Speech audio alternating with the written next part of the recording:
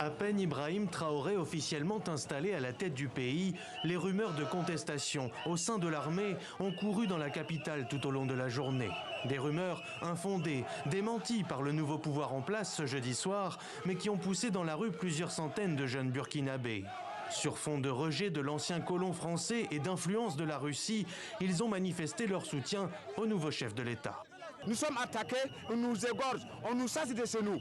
Maintenant, nous avons eu la chance qu'un capitaine a pris ses responsabilités pour venir nous écouter, pour venir nous aider, pour venir nous défendre. Voilà pourquoi il a le soutien de toute cette jeunesse-là. Une jeunesse qui se reconnaît dans ce capitaine de 34 ans pressé d'avancer.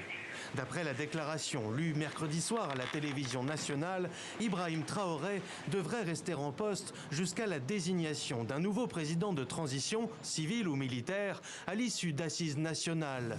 Une concertation entre les forces politiques, sociales et de la société civile qui devra avoir lieu bien avant la fin de l'année selon le nouveau chef d'État. Une démarche appréciée dans les rues de Ouagadougou. J'apprécie cela de sa part. Voilà. Mais tout ce que je lui souhaite, c'est de mettre les bonnes pratiques en place pour qu'il y ait un bon gouvernement dans notre pays. C'est une bonne chose qu'il assume lui-même, en attendant que les assises puissent déterminer qui va continuer avec la transition. En attendant ces assises, Ibrahim Traoré a assuré qu'il ne ferait qu'expédier les affaires courantes. Dans la bouche de ce capitaine, cela veut dire reprendre l'ascendant dans la lutte contre les groupes djihadistes, faire dans les 3 mois ce qui aurait dû être fait dans les 8 mois passés. Une critique directe à l'encontre de son prédécesseur, le lieutenant-colonel Damiba, accusé de ne pas avoir changé de stratégie malgré plusieurs échecs militaires face aux terroristes.